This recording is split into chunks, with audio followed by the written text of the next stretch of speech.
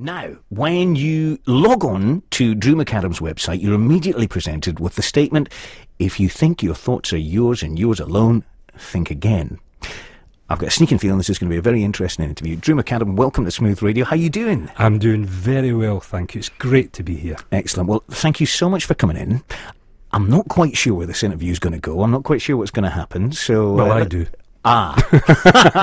Is it worthwhile going for it then? Yes, I think so. I think we'll find it interesting and fun. Oh, I'm sure we will. Mindmaster McAdam, Sunday Mail. A fun-filled journey to the centre of the brain. Bafflingly brilliant, said the Edinburgh Evening News. A truly amazing skill, Herald and Post. What is that skill? What is it exactly that you do? Well, Dougie, what I do is I read minds. But at least I make it look like I'm reading minds. But actually what I'm doing is reading people's body language. I'm very good at picking up on micro-expressions, non-verbal cues, we call them. We're all doing it all the time. I'm sure you've met people, you've had them in the studio, and you instantly know whether they're pleased to see you or not without a word being spoken. That is non-verbal cues. You're picking up in the body language, you're just not aware of it. I've taken it a bit further now so that I can get people to concentrate on specific things and I can work out what it is that they're thinking. Obviously, you've come on leaps and bounds from that stage. You're in a completely different solar system now as far as the talent's concerned and what you do. And you do it in corporate situations, and you've also done it in radio documentaries, and I know that very recently you've been doing it in the Trisha show as well. Yes, that's right. But that's not the only places that you've been doing them. You worked for Army Intelligence at one point as well, didn't you? I did, yes. That was... I have a habit of doing that. I getting bored with things very quickly, and working in an insurance office was guaranteed to bore you faster than anything else. So at the age of 29, I thought, the Army. I'll go in the Army while I still can. But I didn't fancy sleeping in ditches and running through rivers. So intelligence seemed to be the way to go. And once they discovered that I had these skills, which I'd worked on, that was obviously of great interest to that particular department anyway. And that's what I did. And we can't talk about any more of that because no doubt you'll sign the Official Secrets Act. And other things. I mean, I could tell you, but then I'd have to kill you. You would have to kill me. I'll tell you anyway. See, that's an indication, good people, that he's bored with me. Yeah. Right, well, you know, there'll be people listening to this and they'll be saying, okay, give us the money shot here, let's go for it. What are you going to do? And do you reckon this is going to work in radio? Well, you're going to have to describe, I suppose, to a certain extent what's going on. But I thought, what will I do in coming in here? And I wanted to do something that was to do with the radio, because I don't just read people's thoughts, but the other thing that I do is I influence their thoughts as well. I make people think what I need them to think. I do it by altering my body language, by using paralanguage, the words that I speak, embedding commands into sentences without people being aware that I'm actually doing it. Before you start, tell me about my body language at the moment. Just describe to people. I mean, I don't know if I'm being am I being hostile towards you by my body language, or am I being open, or whatever? Just describe my stance to them and what you see at the moment. Well, you're sober, which is probably a good start. You're very, very, very open, I have to say. There's a lot of eye contact going on, and it's not just that disinterested eye contact. It's almost like the look you get from somebody when they look you in the eye and think, what colour is that person's eyes? Your head is tilted to the side, which is very non-threatening. Now, I know you're doing that just now because there's a microphone in front of you, but that's the way you were earlier on as well. Very relaxed and obviously keen to talk to the person opposite, and that's probably what you need as a radio presenter, I have to say, when you're interviewing people. Fair enough. Well, let's proceed with the demonstration, and I'm sorry for interrupting you, but I thought it was important for me to clarify that. But that's I brought in some photographs of voices that you will hear on the radio station. So, for example, you'll know these people. We have Dave Marshall. We have John Macaulay. All right. Fiona Phillips.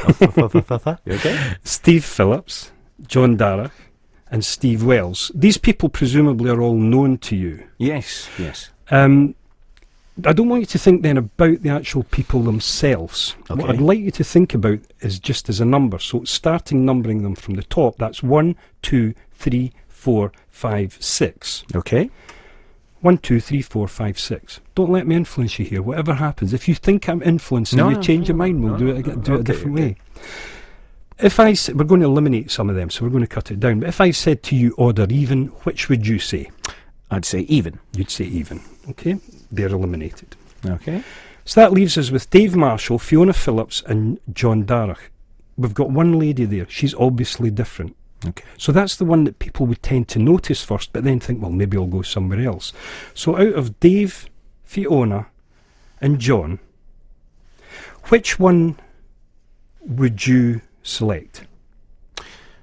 For any reason? Just For any reason, to eliminate, or just to... No, this is one we're actually going to use. Okay, I'll take Dave. You'll take Dave. Okay. I'd like to turn this over and you can read out what's written on the back of that. All right.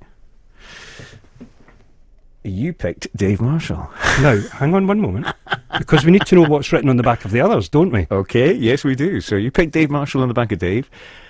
You picked Dave Marshall right on the back of Fiona, and on the back of John, you picked Dave Marshall. My God, man. I'm impressed. Drew McAdam, I'm impressed. Well, you were being influenced. You just weren't aware that I was doing it. I needed you to pick that one. So by using my body when I was pointing and saying, in a moment we're going to eliminate some, and I used a wide sweeping movement with the back of my hand. Once we got rid of those, the ones we were going to get rid of, we were down to 3, which were in the 3 that I needed you to do. I needed you to pick John's, put it in the position where you were most likely to select it. I spoke about Fiona and said that's the most likely one. Said, okay, I'll go for one or the other. So you changed your mind, watched where your eyes went, and went back to John, and I guided your thoughts.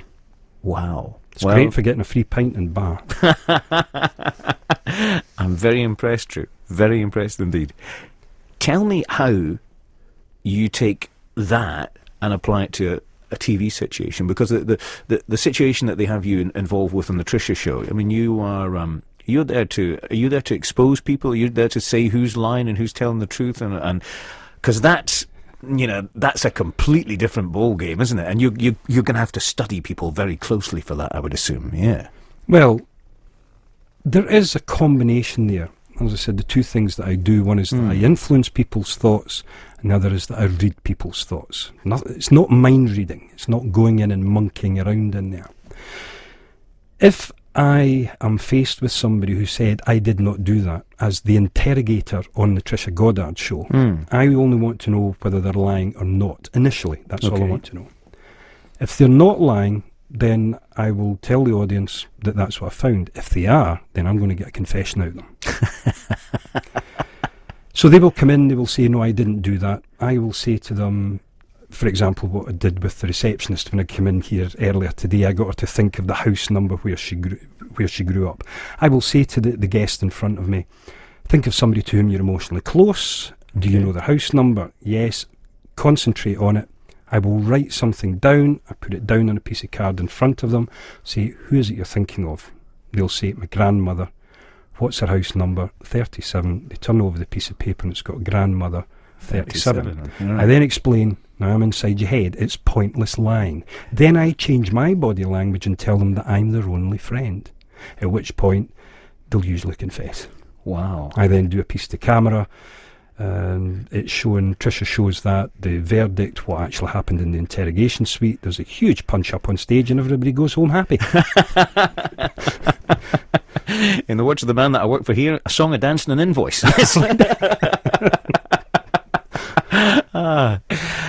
people want to find out more about you, where should they go? Is there a website that they can check out? There is, yes. www.mindplay, that's all one word, mindplay.co.uk.